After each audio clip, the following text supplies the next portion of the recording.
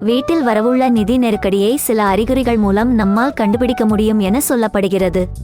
சாணக்கிய நிதியில் கூறப்படும் இந்த அறிகுறிகள் என்னென்ன என்பதை பார்க்கலாம். சாணக்கியர் நம் வாழ்வுடன் தொடர்புடைய பல விஷயங்களை கூறியுள்ளார். அவர் தனது நெறிமுறைகளில் இதை பற்றிய நிறைய எழுதியுள்ளார். அவர் சொல்லும் நெறிமுறைகள் நம் வாழ்வில் இலக்குகளை அடைய தூண்டுகிறது.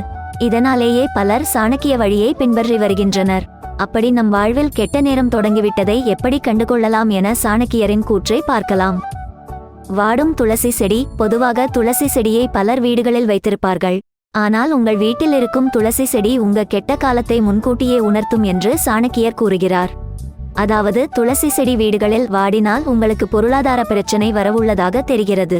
அதனால் துளசி செடி வாடினால் உங்களுக்கான கெட்ட காலத்தை உணர்த்துவதை நினைவில் கொள்ளுங்கள். தினசரி சண்டை. உங்கள் வீட்டில் எப்போதும் சண்டை சச்சரவுகள் இருந்து கொண்டே இருந்தால் அந்த வீட்டில் லட்சுமி தேவி தங்க மாட்டார் என சாணக்கியர் கூற்று கூறுகிறது. இதனால் உங்கள் நிதிநிலை மோசமடைந்து கெட்ட நேரம் தொடங்கும் என சொல்லப்படுகிறது. கண்ணாடி உடைதல். வீட்டில் கண்ணாடி உடைவது ஒரு கெட்ட சகுனத்தை பிரதிபலிக்கிறது. சாணக்கியர் கூற்றுப்படி வீட்டில் கண்ணாடி உடைந்தால் யாருக்காவது பிரச்சனை வரும் என்று சொல்லப்படுகிறது. பூஜை இல்லாத வீடு. வீட்டில் மகிழ்ச்சி மற்றும் செழிப்பு ஏற்பட சாணக்கியர் கூற்றுப்படி தவறாமல் பூஜை செய்வது அவசியமாக கருதப்படுகிறது. தினமும் வீட்டில் பூஜை செய்வதன் மூலம் உங்கள் வீட்டிற்கு லட்சுமி தேவி வருவார் என்று சொல்லப்படுகிறது. பூஜை அறை தூசி படிந்து காணப்படுவதும் கெட்ட சகுனத்தை உணர்த்துவதாகும். பெரியோரை அவமரியாதை செய்வது. சாணக்கியரின் கூற்றுப்படி பெரியவர்களை மதிக்காத வீட்டில் லட்சுமி வசிக்க மாட்டார் என்று சொல்லப்படுகிறது. மேலும் வீட்டிற்குள் மகிழ்ச்சியும் வராது.